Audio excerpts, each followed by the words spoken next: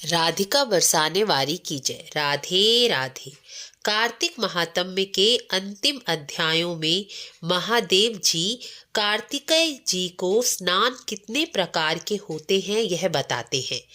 यही संवाद भगवान कृष्ण ने सत्यभामा को सुनाया है। महादेव जी कार्तिकेय जी को कहते हैं स्नान 4 प्रकार के होते हैं। पहला वायवय स्नान, दूसरा वारुण स्नान, तीसरा ब्राह्म स्नान और चौथा दिव्य स्नान।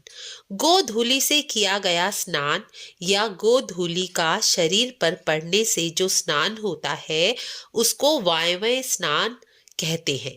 सागर, जलाशय या जल से किए गए स्नान को वारुण स्नान कहते हैं। ब्राह्मण या स्वयं मंत्रों के उच्चारण या भगवान के नाम से मार्जन करने पर ब्रह्म स्नान कहलाता है। कुछ विशेष अवसरों पर असमर्थ मनुष्य, रोगी मनुष्य यह स्नान करके शुद्ध हो जाते हैं। बरसते हुए मेघ या सूर्य की किरणों के द्वारा शुद्धि करना दिव्य स्नान कहलाता है।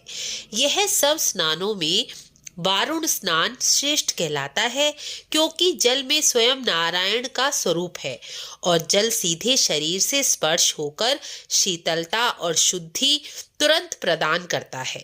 ब्राह्मण, क्षत्रिय, वैश्य मनुष्य भगवान नाम का या मंत्र बोलकर स्नान करें तो अधिक पुण्य की प्राप्ति होती है, लेकिन शूद्र और स्त्रियों को वैदिक मंत्र बोलकर स्नान करने का विधान नहीं है। भगवान का नाम लेकर स्नान कर सकते हैं। कार्तिक मास में आपने यदि ब्रह्म मुहूर्त या संध्या में इन चारों में से किसी भी प्रकार का स्नान किया हो तो आप अवश्य ही पुण्य के भागी हैं। सत्संग सुनना, भगवान के नाम का संकीर्तन करना, भगवान के चरित्र अवतारों की कथा सुनना भी ब्रह्म स्नान माना गया है। इस स्नान का कार्तिकेय मास में श्रेष्ठ फल है, इसलिए कार्तिक मास को श्रेष्ठ और भगवान का प्रिय कहा जाता है। 35वें अध्याय में महादेव जी कार्तिकेय जी को कार्तिक मास में भूमि शयन करने का पुण्य, विष्णु पूजन और भगवान को दूध से स्नान कराने का फल और महत्व बताते हैं।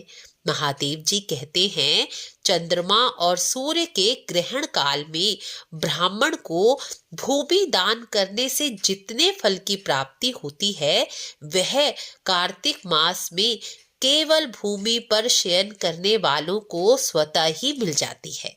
यदि आप भूमि पर सोने में असमर्थ हैं तो आप नीचे गद्दा लगा सकते हैं, चाहे वह कितना भी मोटा हो। विशेषता बस भूमि पर शयन करने की है।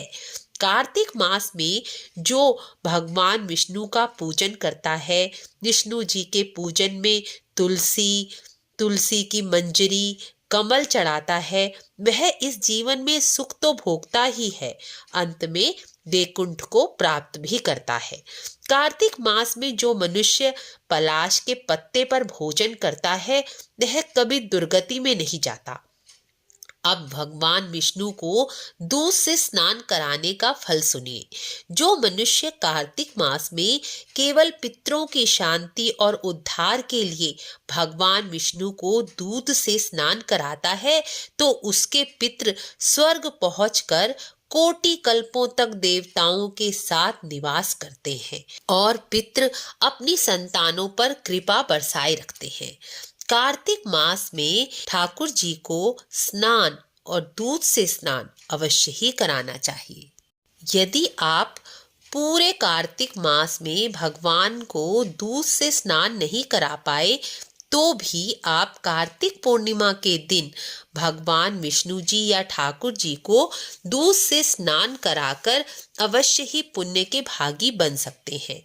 यदि आप पूरे मास कार्तिक में दीपदान नहीं कर पाए तो भी कार्तिक पूर्णिमा पर 365 बत्ती का दीपक जलाकर पूरे मास दीपदान का पुण्य फल आप प्राप्त कर सकते हैं।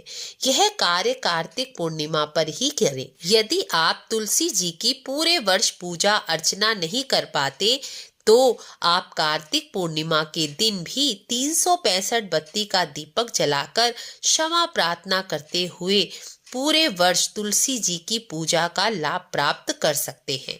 बैकुंठ चतुर्दशी के दिन भगवान विष्णु और भगवान शिव की पूजा की जाती है। बैकुंठ चतुर्दशी के दिन शिवालय और भगवान विष्णु के समक्ष 365 बत्ती का दिया जलाने से महापुण्य की प्राप्ति होती है। साथ ही दोनों देवों की कृपा आप पर बरसने लगती है। कार्तिक महात्म्य के अंतिम 34 और 35 अध्याय पूर्ण हुए। यदि मेरी वाणी के द्वारा कोई गलती हुई हो तो मेरा दोष समझकर क्षमा करें, लेकिन भगवान की तथा कार्तिकेय महात्म्य की कथाओं में कोई त्रुटि नहीं होती। आपको वीडियो अच्छी लगी हो तो लाइक शेयर अवश्य करें। राधे राधे।